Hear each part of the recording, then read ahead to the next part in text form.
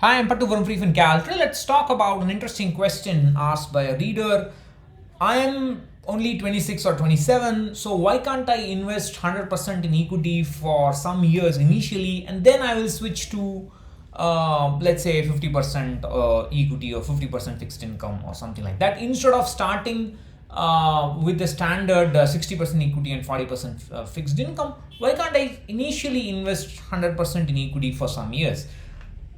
Well, I mean, one thing that age has taught me is not to be immediately dismissive of such notions. We'll have to look at the data, and what I'm going to show you is basically the main computational engine that I've built for my course on goal-based portfolio management, which you can see from the main menu here. Learn how to manage your portfolio. So the main engine and the main concept of that course itself is what is the kind of correct asset allocation that I will need to deploy, or how should I vary my asset allocation so as to reach close to my target corpus after 10 years, 15 years, or whatever is the goal investment tenure. So to do that, what we must first understand is that when people say you should start investing in equity with 60%, with 60% equity and 40% fixed income, that is only the initial portfolio asset allocation. Just like when people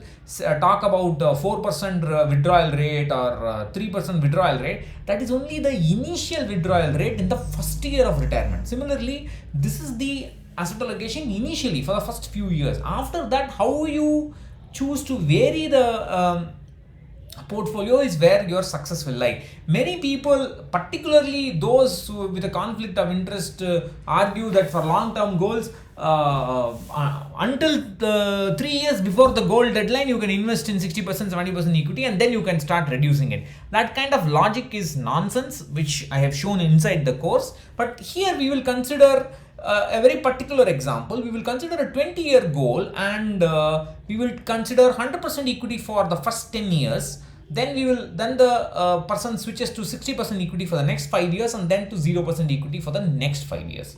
So this is the kind of asset allocation. You can see 10 years, this is in months. So 120 months, 100% equity, and then down to 60%, and then down to 0. You can see these small squiggles here. That is because of the annual rebalancing. It's brought back to the 60% with annual every year rebalancing.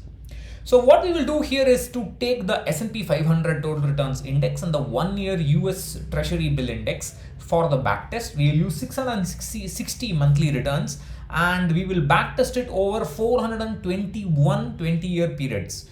We will use a return expectation of 5% from the S&P 500. This is for a US citizen, not for an Indian investor. And about 0.8% return from the 1-year T-bill index. These are well below the historical averages, return averages for those indices. So now what you see here is the main result, and you can see that there are 421 data points here. So the x-axis in all the 4 graphs is a trial number, and you can see when the surplus is means that finally the corpus of the after 20 years from the asset allocation pattern resulted in a corpus greater than the target corpus. So surplus is positive, means target corpus, you have bet the target corpus. You can see for most of the runs you have bet the target corpus with this, but for some runs you have not. Now the question is, what do you do when you see this? Do you say okay, most of the time I bet it, so 100% equity for 10 years is good enough? Or do you say some of the times I have not bet it, and you can see that the maximum drawdown, that is the maximum fall from the target corpus, maximum deviation from the target corpus is like 30% many times, 20%, and so on. So the many times you will see a huge dip, and therefore it's very difficult in real time to emotionally handle that. And also the number of months when the actual corpus was below the target corpus was leads to years. For many years the actual corpus would be less than the target corpus, and again for many years there will be a loss, actually a loss, that is compared to the total investment made, your portfolio will be less. So is it really worth doing this? also the person had mentioned that if I put 100% equity initially, I will collect more stocks, or I will accumulate more units. Well, this is not true, because this doesn't mean higher returns. I've actually shown it before, and I made videos on this. I made videos on this. You can check that out. Do not expect returns from your mutual fund SIPs. Do this instead. I've talked about the method. That is, you actually need to vary your asset allocation continuously, and you cannot expect. I say I'm going to do an SIP and expect 10%, 15% returns, and that kind of thing doesn't work. So this is extremely risky. And what happens is that if you look at it in real time, now this is let me pull this out.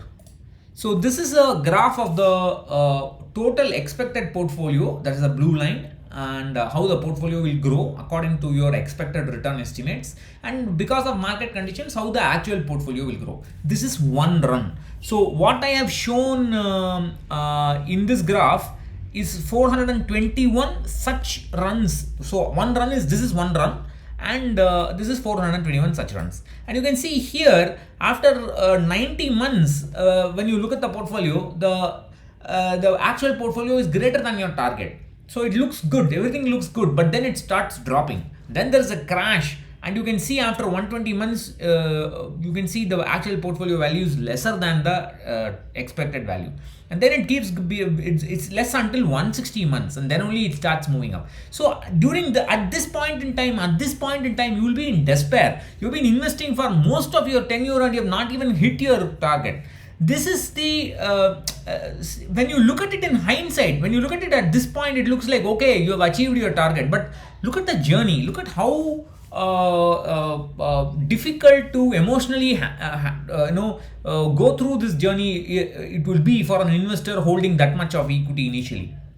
And also, for the same sequence, if I had changed the equity from 100% equity, if it had gone down to 50% equity throughout the remainder of the journey, you can see it has dropped down, and then it keeps going, it recovers and has bet it. But again, when at this point in time, you do not know what's going to happen in future. This is the problem with holding too much equity. And our goal in asset allocation should be, at any point in time, the red line should be as close as possible to the expected portfolio, so that we know at any point in time during the investment journey, we know where we are, we know where we are going to be, and we know, more importantly, we know that we are on the right track. This is the most important aspect of portfolio management.